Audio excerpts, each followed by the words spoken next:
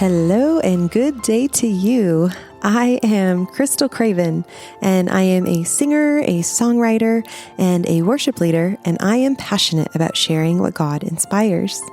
And this is your weekly devotional.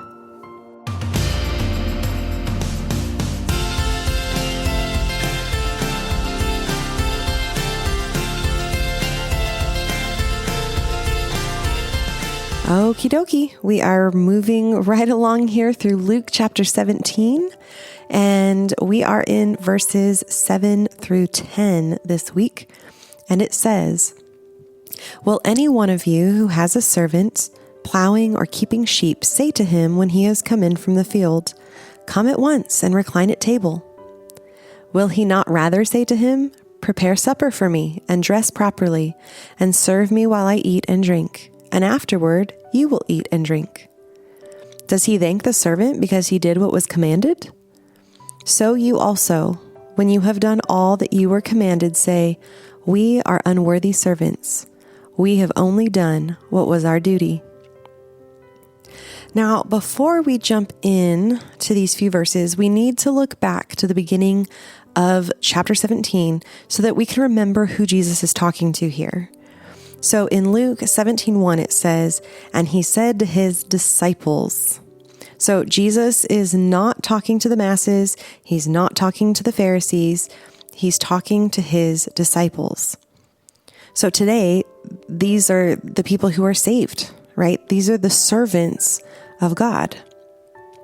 Now, Jesus is talking to his disciples. So these are the people that are already serving with him in the hard stuff day in and day out. So these are the people who are hard work at the plow, so to speak, right? Who work through those blood, sweat, and tears for their master. And then those who are tending the sheep, right? Those who have a tender heart and care for them while they're baking under the hot sun each day. And yet, the master doesn't call in the servant each day to stop working and recline at table with him.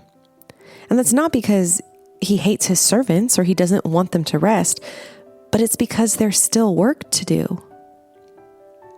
I know sometimes our hearts can get discouraged, especially if we've been really plowing in the field and then something happens where we can't for a season, but there's still work to do. And you're just as valuable whether you're plowing a field, tending the sheep, preparing supper, or anything else, because it's a matter of your heart that what you're doing is in service to your master. And there's always something that we can do to serve God. And there's always some way that we can do it. Now, if we take that context of what Jesus had told his disciples in just the few preceding verses, then there's still work to do in forgiving people and in works of faith to be done. And you know what? You might even be physically disabled, but there is always a way for you to serve the Lord. I had a season personally of being completely physically disabled when half of me was paralyzed. I couldn't walk, I couldn't talk, just the whole right side of my body was paralyzed. But I was still able to pray in my heart even when my mouth couldn't talk. And I could still offer people one-armed hugs to comfort them. And God was still pleased to allow me to serve in those ways. Charles Spurgeon worded it really well when he said this: "If you cannot go out plowing, you shall go down into the kitchen and do some cooking. And if you cannot feed the cattle, you shall bring up a dish of food for your master. This is a change of work for you, but you are to keep on as long as you live." Now, Jesus here, as he's talking to his disciples who are already serving, he's not trying to tell them that they need to serve, right? Because they already are. But Jesus's goal here is teaching his disciples the proper perspective and attitude in their serving.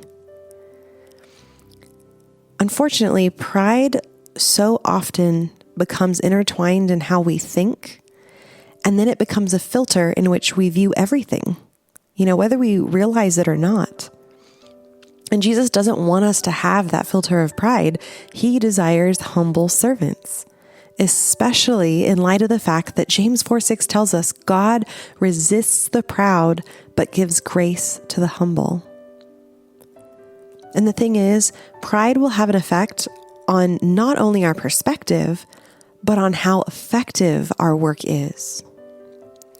And unfortunately, there are many Christians who have an attitude of wanting to be seen, as this type of like super Christian, and then have this bolstered image before man, not stopping to really understand and acknowledge that the pride of that desire only serves as a broken and marred image before God. And the reality of it, though, is that we only think we're better than other people and that we deserve praise when we look to man instead of Jesus. When we look to Jesus, we're faced with the full reality that He is everything, and apart from Him, we are nothing.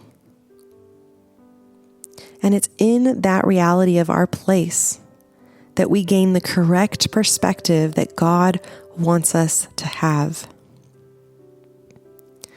God desires us to have an attitude of gratitude and a proper perspective that His pleasure comes before our own, and that we serve for His sake and not our own. Now, sure, we may want to serve in certain areas, but do we end up taking that time to ask God where He wants us serving at any given time? Or are we serving for our own pleasure, our own desires, and our own goals? Having a correct perspective and a correct attitude comes from a place of truly understanding the reality of our place, that our Master has done far greater things for us than we could ever do for Him.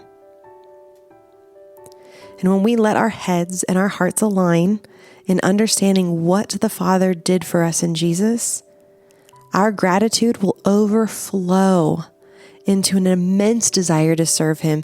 And then we won't be serving for compliments or praise or our own desires, but instead we'll be serving out of joy that we have the privilege of even being allowed to serve Him at all. We aren't meant to be looking for compliments or thanks or praise for our works here and now anyway.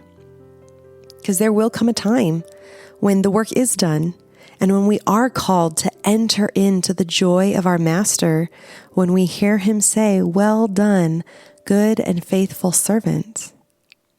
But that time is still yet to come.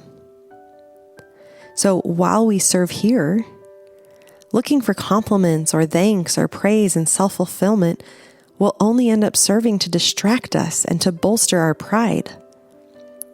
But instead, let's look to Jesus only with hearts full of gratitude and tune our ears into the Spirit to hear what God wants us serving in for this current season of our lives now.